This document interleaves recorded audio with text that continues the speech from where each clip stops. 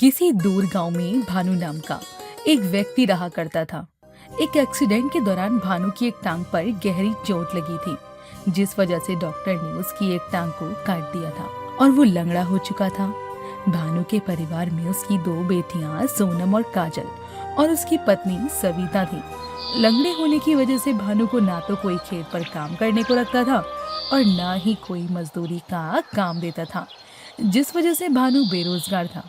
ऐसे ही एक दिन सविता भानु से कहती है, सुनिए जी, बस गर्मियाँ खत्म ही होने वाली हैं और सर्दियाँ आने वाली हैं।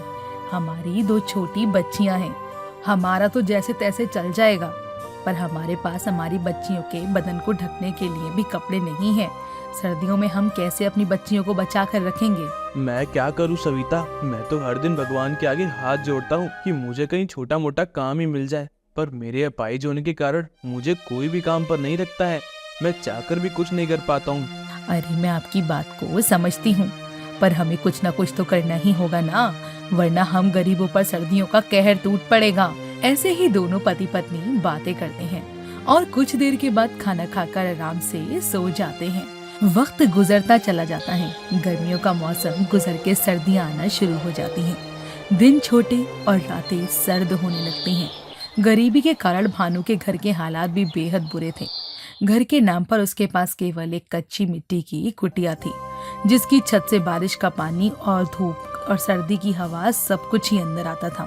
ऐसे ही एक दिन काजल अपनी माँ से कहती है, अब माँ, मुझे ना बहुत ज्यादा ठंड लग रही है। इन पतले कपड़ों में ना ठंड नहीं रुक रही है। मुझे कोई स्वेटर दो ना माँ, और मोजे भी पहना दो।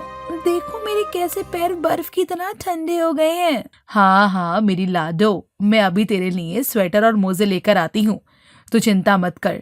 इतना कहकर सविता के घर के अंदर जाती है और मुंह पर हाथ रखकर आंखों में आंसू भर लेती है और मन ही मन में सोचती है, हे भगवान, मैं अपनी बेटी को क्या जवाब दूं कि हम इतने गरीब हैं कि हम अपने बच्चों को एक स्वेटर तक नहीं दिला सकते। आखिर मैं उसे ठंड से कैसे बचाऊं? कहीं मेरे बच्चों को कुछ हो गया तो?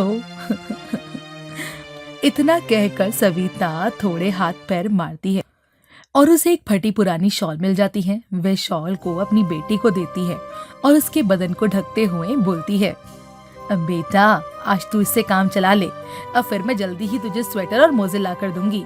अपनी माँ की बात मानकर काजल वो शॉल वहाँ से लेकर चली जाती है। वक्त गुजरता जाता है, ठंड बढ़ती ही जाती है। सारा दिन मौसम धुंध से भरा रहता है और धूप की एक किरण भी नजर नहीं आती है। काजल और सोनम ठंड से थर थर कांपने लगते हैं। तभी भानु हाथों में कुछ लकड़ियां लिए हुए आता है और बोलता है, लो सविता, जल्दी से थोड़ी आग जला दो, थोड़ी गर्माहट मिल जाएगी सबको। सविता भानु की लाई हुई लकड़ियों से आग जला देती है। सभी लोग आग के चारों तरफ घेरा बनाकर बैठ जाते हैं। तभी सोनम बोलती है, पापा, हमारे पास पैसे कब आएंगे? हमारे पास कब सर्दी से बचने के लिए कपड़े होंगे? मुझे ना इन फटे पुराने कपड़ों में बहुत ठंड लगती है।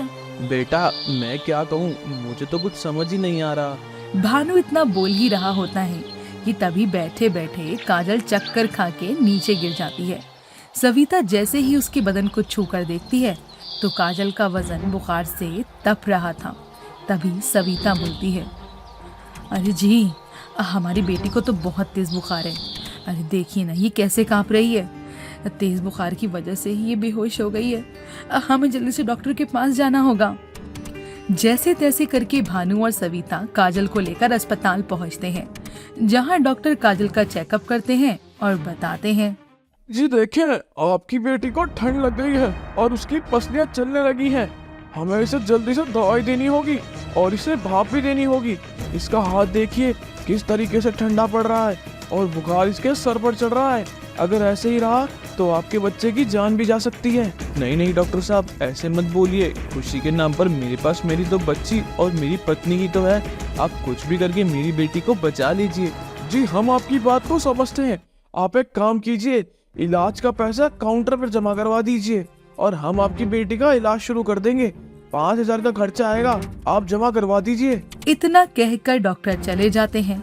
बेचारा भानु अपना सर पकड़कर जमीन पर बैठकर रोते हुए कहता है, हे भगवान, क्यों इस गरीबी पर ठंड का इतना कहर कर रहा है?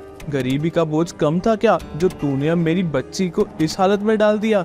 वह जिंदगी और मौत के बीच में लड़ रही है। कोई तो रास्ता दे भगवान, अगर मुसीबत है तो हल भी तो दे। भानु को रोता देखकर सविता और सोनम उसे संभालते हैं। भानु और सविता पूरे गांव में सभी के आगे हाथ जोड़ जोड़ कर मदद मांगने लगते हैं, लेकिन उनके पास पत्थर हालातों को देखते हुए उनकी कोई भी मदद करने के लिए तैयार नहीं होता। वहीं काजल की हालत भी बिगड़ती चली जाती है। भानु जल्दी से अस्पताल जाता है और डॉक्टर के आगे हाथ जोड़ते हुए बोलता है, साहब मेरी मदद कीजिए, मेरे पास इतने पैसे नहीं है। इतने क्या, मेरे पास तो कितने भी नहीं है। आप मेरी बच्ची को बचा लीजिए। भानु जी, मैं तो इस अस्पताल में केवल एक डॉक्टर हूँ। पैसा तो आपको अस्पताल वालों को देना है, मुझे नहीं देना। सॉरी, लेकिन मैं आपकी इसमें कोई भी मदद नहीं कर सकता। बस हाँ, मैं आपको कुछ दवाइयाँ दे सकता हूँ। आप वह अपनी बेटी को समय पर दीजिएगा। भगवान ने चाहा तो शायद उसी से आराम आ जाए। इतना कहकर डॉक्टर भानु को कोई दवाइयां दे देते हैं। भानु दवाइयां लेकर काजल को घर ले जाता है और सविता काजल को दवाइयां दे देती है, पर काजल का बुखार थोड़ा सा भी कम नहीं होता। तभी भानु जंगल की तरफ सूखी लकड़ियां लेने जाता है, लेकिन लगातार रोज ओस गिरने की वजह से उसे सूखी लकड़ियां तक नहीं मिलती हैं। अपने लंगड़े होने और हालातों की ऐसी मार को देखते हुए भानु बुरे तरीके से टूट जाता है। तभी वो खुद को कोसते हुए बोलता है, हे भगवान, तूने मुझे इतना लाचार क्यों बनाया है? अरे गरीबी ही देनी थी तो कम से कम मेरे पैर तो देता। चिंता में कहीं छोटा मोटा काम ही कर लेता। आज मेरी बच्ची को ऐसे ठंड में तड़पना नहीं पड़ता। बीवी बच्चे भूखे हैं, उनका पेट नहीं भर सकता हूँ। इससे तो अच्छा था भगवान, उस एक्सीडेंट में तू मेरी जान ही ले लेता। ऐसे जीते जी धरती पर नर्क क्यों दिखा रहा है? मत कर भगवान, हम गरीबों पर इतना सर्दी का कहर मत कर। जैसे तैसे कर भानु थोड़ी बहुत लकड़ियां लेकर अपने घर पहुंचता है, पर पहुंचकर घर पर देखता है कि काजल अब इस दुनिया में नहीं रही।